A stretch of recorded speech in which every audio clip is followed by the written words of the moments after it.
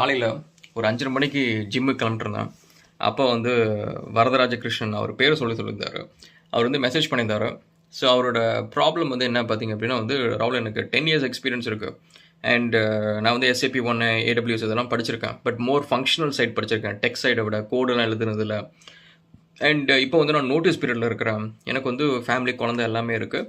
And லைஃப்பில் அடுத்து என்ன பண்ணுறது அப்படின்னு சொல்லிட்டு அவர் கேட்டிருந்தாரு. நான் சொன்னேன், இம்மீடியட்டாக நம்ம சொல்கிற ஆப்ஷன் என்ன, 5 o'clock அப்புறம் ஏதாவது பண்ணுங்கள், கேஷ் ஃப்ளோ ஏதாவது பண்ணுங்கள் அப்படின்னு சொல்லிட்டு சொன்னேன். இல்லை ராகுல், எனக்கு வேலை முடிச்சு வரதுக்கே 9 o'clock ஆகுது, எப்படி நான் பண்ணுறது?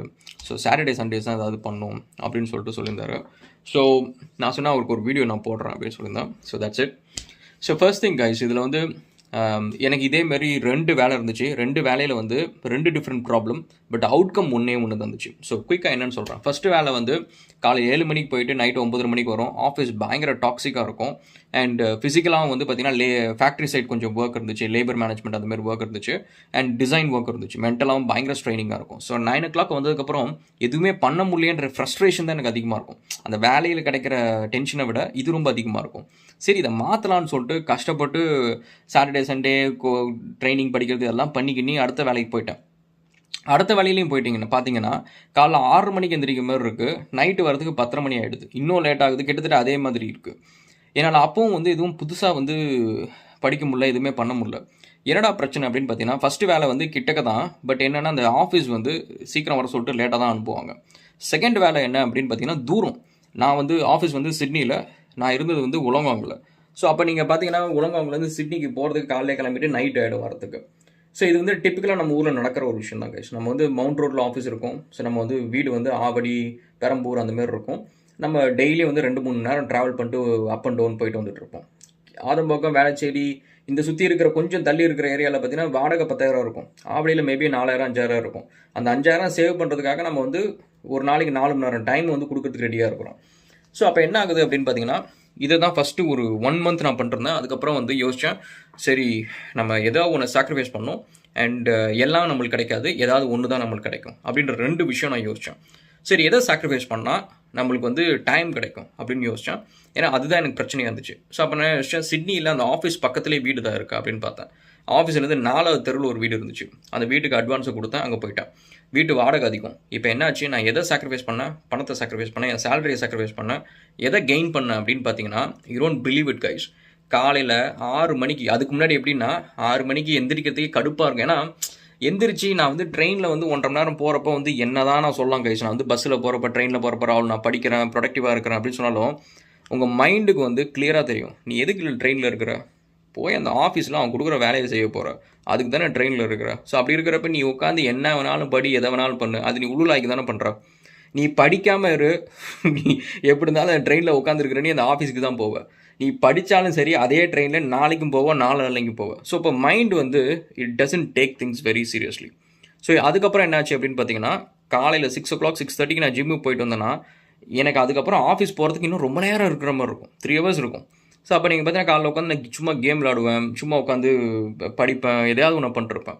ஸோ அப்போ என்ன ஆகுதுன்னு பார்த்தீங்கன்னா, I feel the very difference. அதே அந்த டைமில் ட்ரெயினில் உட்காந்துருக்கிறது இங்கே உட்காந்துருக்க என்ன அப்படின்னு பார்த்தீங்கன்னா, ட்ரெயினில் உட்காந்துருக்கிறப்ப நான் என்ன தான் படித்தாலும் எனக்கு ஒரு அது என் லைஃப்பை சேஞ்ச் பண்ணாது அப்படின்றதுல ரொம்ப தெளிவாக இருப்பேன். ஏன்னா நான் போகிறது, நான் இங்கே ட்ரெயினில் இருக்கிறதே எவனோ ஒருத்தங்க வேலை செய்கிறதுக்கான அப்படின்னு சொல்லிட்டு.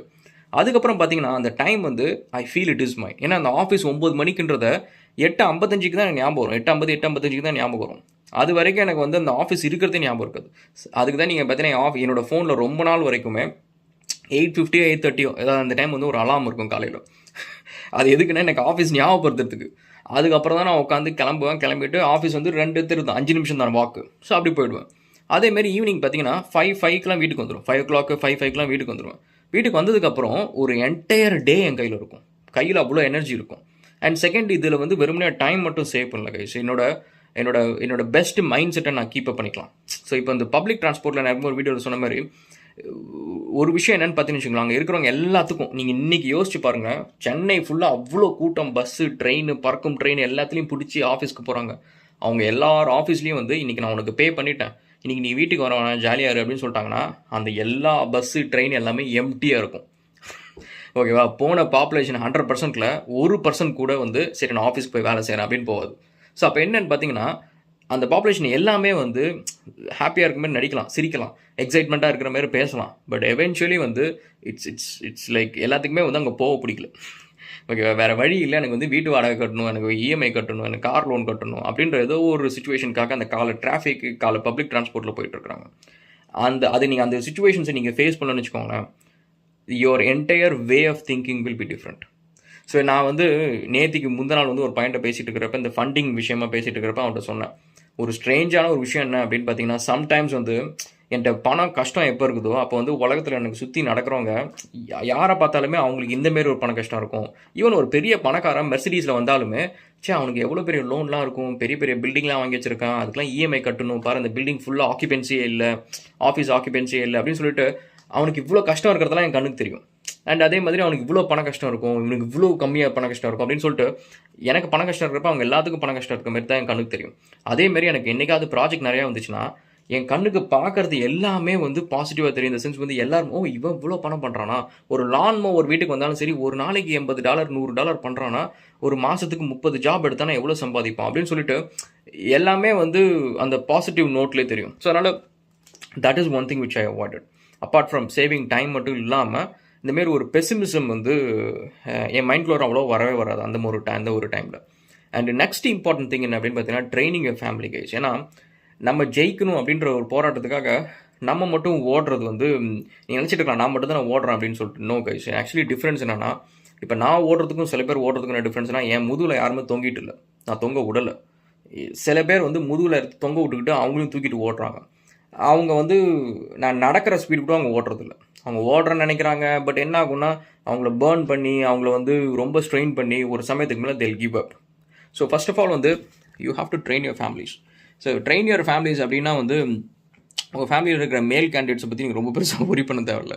இந்த அப்பா தாத்தா மாமா அவங்களாம் வந்து உங்களை அட்வைஸ் பண்ணுவாங்க, உங்களை வந்து இதை பண்ணாத அதை பண்ணாத சொல்லிட்டு மேபி கொஞ்சம் வந்து ஃபோர்ஸபுளாக சொல்லுவாங்களே தவிர உங்களை எமோஷ்னலாக வந்து எப்படி சொல்கிறது, உங்களை வந்து அன்ஸ்டேபிளாக ஆக்க மாட்டாங்க. வேற வீட்டில் இருக்கிற லேடிஸ், அம்மா அண்டு ஒய்ஃபு, கேர்ள் ஃப்ரெண்டு, இவங்கெல்லாம் வந்து பார்த்திங்க அப்படின்னா வந்து அவங்கள வந்து நீங்கள் ஃபோர்ஸபுளாக ஒரு விஷயத்தை வந்து புரிய வைக்க முடியாது, இது விடு அப்படின்னு சொன்னால் விட மாட்டாங்க, திரும்ப பேசுவாங்க. ஸோ எமோஷ்னலி வந்து they'll make you unstable. when you're emotionally unstable-னா உங்களுக்கு எவ்வளோ டைம் நான் கொடுத்தாலும் சரி, உங்களுக்கு வந்து எவ்வளோ ப்ரொடக்டிவான ஒரு என்விரான்மெண்ட்டை கொடுத்தாலும் சரி, you will not be productive. So அந்த எமோஷனல் ஸ்டேட் ஆஃப் மைண்ட் வந்து இட்ஸ் வெரி இம்பார்ட்டண்ட். ஸோ அப்போ என்ன அப்படின்னு பார்த்தீங்கன்னா, அந்த ட்ரைனிங் ஃபேமிலி அப்படின்றப்ப you have to ask your especially உங்களோட அம்மா ஒய்ஃப் இந்த லேடிஸ் எல்லாருக்கிட்டையும் கூப்பிட்டு வச்சு ஒரு விஷயம் கிளியராக சொல்லணும். சரி, உங்கள் எல்லாத்துக்கும் நான் 2 சாய்ஸ் தரேன். ஒன்று, உங்கள் கூட காசிப் பண்ணிட்டு கடைசி வரைக்கும் ரேஷன் கடையிலையும் எலக்ட்ரிசிட்டி பில் கட்டுறதுக்காகவும் காலை 60 வயசு 70 வயசு வரைக்கும் நான் ஓடுவேன். அதுக்கப்புறம் உங்கள் ஒய்ஃப்கிட்ட சொல்லலாம் உன் புள்ள ஓடும், அதுக்கப்புறம் அந்த புள்ளையோட இன்னொரு புள்ள ஓடும். பட் எனக்கு வந்து இந்த லைஃப்பை மாற்றணுன்ற ஒரு இன்ட்ரெஸ்ட் இருக்குது. ஸோ அது first choice. And second choice வந்து நான் வந்து கஷ்டப்பட்டு உழைச்சி அம்பானி மாரியோ பில்கேட்ஸ் மாரியோ ஆகிறதுக்கான ஒரு ஆப்பர்ச்சுனிட்டி இருக்குது. ஏன்னா அவனும் மனுஷன் தான், அவனும் அவனோட லைஃப் டைமில் தான் அப்படி ஆயிருக்கான். ஸோ அதே ஆப்பர்ச்சுனிட்டி என்னாலையும் முடியும், எனக்கான அது உழைக்கிறதுக்கு எனக்கு வந்து இன்ட்ரெஸ்ட்டும் இருக்குது, எனக்கு திறமையும் இருக்குது, என்னால் முடியும். ஸோ எது நான் பண்ணணும் அப்படின்னு சொல்லிட்டு. ஸோ அவங்க ஃபஸ்ட்டு சாய்ஸ் சொன்னாங்கன்னா, உங்கள் கனவு எல்லாத்தையும் மறந்துடுங்க, உட்காந்து வாணி ராணி சீரியல் ஏதோ ஒன்று பாருங்கள், அவங்ககிட்ட உட்காந்து ஊர் கதை எல்லாத்தையும் பேசிட்டு லைஃப் அப்படியே போயிடும். அண்டு அதுக்கப்புறம் யூ ஜஸ்ட் நோபடி இல்லை. ஸோ அதனால் it's easy. And second option எடுத்துட்டாங்க அப்படின்னா, you have to give them very strict rules. So அந்த ரூல்ஸ் அவங்களுக்கு மட்டும் இல்லை, நீங்களும் ஃபாலோ பண்ணணும். ஸோ ஃபர்ஸ்ட் திங் வந்து எனக்கு இந்த ஊர் கதை காசிப்ஸ் இது என் கிட்டேக்கே கொண்டு வராதிங்க. அது கொண்டு வராதிங்கன்னு சொல்கிறது மட்டும் இல்லாமல் அடுத்த அவங்க கொண்டு வரப்போ you have to create an uncomfortable environment. So அந்த அன்கம்ஃபர்டபுள் என்விரான்மெண்ட் வந்து கிரியேட் பண்ணால் தான் நெக்ஸ்ட் டைம் வந்து அந்த இட்ஸ் லைக் ஹியூமன்ஸ் வந்து இட்ஸ் லைக் பெட்ஸ் மாதிரி தாங்க. நம்மளும் ஒரு ட்ரீட் கொடுத்தா நம்ம ஒரு வேலையை திரும்ப செய்யறதுக்கு இன்ட்ரெஸ்ட்டாக செய்வோம். அதே வந்து நம்மளுக்கு அந்த ஒரு வேலையை செய்கிறப்போ ஒரு டிஸ்கம்ஃபர்ட் இருக்குன்னா அடுத்த அந்த வேலையை செய்கிறதுக்கு நம்ம யோசிப்போம், கொஞ்ச நாள் அந்த வேலையை செய்கிறதுக்கு நமக்கு பிடிக்காது. ஸோ அதே மாதிரி உங்கள்கிட்ட காசிப்ஸ் கொண்டு வராங்கன்னா you have to make sure that you repel it. இந்த சென்ஸ் வந்து எதாவது எரிஞ்சு விழுறதா இருக்கட்டும், திட்டுறதா இருக்கட்டும், you may use any of your negativity. Okay, be toxic towards toxicity அப்படின்றது தான்.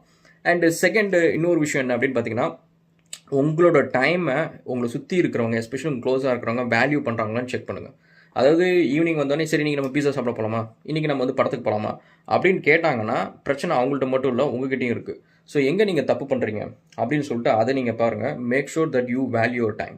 இந்த சென்ஸ் வந்து 5 o'clock வந்து 9:30 வரைக்கும் எப்போ நீங்கள் வேலை செய்வீங்க அப்படின்னா, உங்கள் ஃப்ரெண்ட்ஸ் யாராவது என்ன சொல்லணும், உங்கள் வீட்டில் இருக்க என்ன சொல்லணும்னா, அவனை டிஸ்டர்ப் பண்ணாமல் போட்டு வேலை செஞ்சுட்டு இருப்பான், வரமாட்டான் அவன் சும்மா எதாவது வேலை செஞ்சுட்டே இருப்பான், வரமாட்டான், அவனை திட்டினாலும் பரவாயில்ல. பட் அவங்க வந்து அந்த மைண்ட் செட்டை வந்து அவங்க கூட இருக்கிறவங்கள்ட்ட அவங்க சொல்லணும். அவன்கிட்ட கூப்பிடாத, அவன் வேஸ்ட்டாக வரமாட்டான்னு சொல்லணும். அவங்க வந்து சரி போய் அவனை கேட்டு பார்க்கலாம், வரனான்னு பார்க்கலாம் அப்படின்னு சொன்னாங்கன்னா நீங்கள் அப்பப்போ வந்து உங்கள் டைம் எடுத்து கொடுத்துட்ருக்கீங்க. So be very strict. So 5 o'clock அப்புறம் 10 o'clock அப்புறம் உங்கள் லைஃப்பை நீங்கள் சேஞ்ச் பண்ண முடிவு பண்ணிட்டீங்க அப்படின்னா you have to make sure that okay இந்த டைமில் வந்து யார் வந்து கேட்டாலும் என் டைம் எடுத்துக்க முடியாது, என் டைம் இஸ் ஆல்ரெடி புக்ட். உங்களுக்கு முன்னாடியே வெளியில் போகணுன்னா எனக்கு 2 days முன்னாடி சொல்லுங்கள், எமர்ஜென்சினா ஓகே, மற்றபடி வந்து you have to let me no before அப்படின்றது தான். அண்ட் அதே மாதிரி வந்து உங்களோட உங்கள் வீட்டில் இருக்க லேடிஸாக இருக்கட்டும், ஜென்ஸாக இருக்கட்டும், எல்லாத்தையும் சொல்லுங்கள். நம்மளுக்குள்ளார வந்து ஏதோ ஒரு பிரச்சனையை உட்காந்து 4 நாள் பேசிகிட்டு இருக்கிறது, மோடி வச்சுட்டு இருக்கிறது, இதெல்லாம் பண்ணலாம்.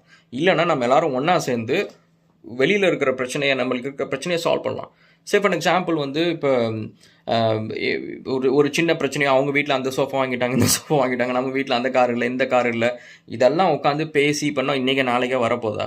இதெல்லாம் உட்காந்து லொடலொடன்னு பேசுகிறதுக்கு பதிலாக நம்ம எல்லோரும் உட்காந்து என்னோட கரியரோ, உன்னோட பிஸ்னஸோ, என்னோட பிஸ்னஸையோ எதையோ ஒன்று அடுத்த லெவல் கொண்டு போகிறதுக்கு என்னென்னு பார்ப்போம். அதில் காசு வந்துச்சுன்னா என்ன வேணாலும் வாங்கிக்கலாம். ஸோ அப்படின்ற மாதிரி இன்ஸ்டெட் ஆஃப் நமக்குள்ளார சண்டை போகிறதுக்கு பதிலாக will go fight a common enemy. So நம்மளை இன்னும் ஒர்க்கிங் கிளாஸாக வச்சுட்ருக்கிறோம். ஸோ நம்ம ஒர்க்கிங் கிளாஸ்லேருந்து அடுத்த லெவலுக்கு நம்ம போகணும் அப்படின்னா நான் ஒருத்தன் மட்டும் உங்கள் எல்லாரையும் கூட்டிகிட்டு போகணுன்னு நினைக்காதீங்க. நீங்களே என் கூட வந்து எனக்கு கொஞ்சம் ஏற்றி விடுங்க அப்படின்னு சொல்லிட்டு you just have to make them explain இந்த சினாரியோ புரிஞ்சுக்குங்க அப்படின்னு சொல்லிட்டு சொல்லுங்கள். And I don't know Varadarajakrishnan உங்களுக்கு நான் வந்து கரெக்டான ஆன்சர் சொன்னேன்னா இல்லைன்னு தெரில. பட் நிறைய நேரம் வந்து நம்ம அந்த ஒர்க்கிங் பாப்புலேஷன் அந்த சைக்கிளே நம்ம ஸ்டக்காக இருக்கிற ரீசன் வந்து the fundamental mistakes that we make. So நம்ம ஒரே வேலையை ஒரே இதை செஞ்சால் அவுட்கம் ஒன்று தான் இருக்கும். ஸோ அதை எப்படி டிஃப்ரெண்ட்டாக செய்கிறது அப்படின்றது வந்து வி ஹாவ் டு இன்வென்ட். ஒவ்வொரு சுச்சுவேஷனுக்கும் we don't have a standard solution. இதை பண்ணால் நம்ம போயிடுவோம்ப்பா, ரிச் ஆகிடுவோம்ப்பா, இதை பண்ணால் நம்ம வந்து வில் பிகம் வெரி வெல்த்தி அப்படின்றது கிடையாது. So that's a thing. Okay, so உங்களோட கமெண்ட்ஸ் என்ன அப்படின்னு சொல்லிட்டு கமெண்ட் செக்ஷனில் போடுங்க. அண்ட் நம்ம திரும்ப அடுத்த வீடியோவில் நம்ம மீட் பண்ணுவோம். இதில் எங்கள் வீட்டு ஆளுங்கள்லாம் பற்றி பேசிட்டேன்னா இனிமேல் அவங்களாம் வந்து எல்லாம் மெசேஜ் அனுப்புவாங்க.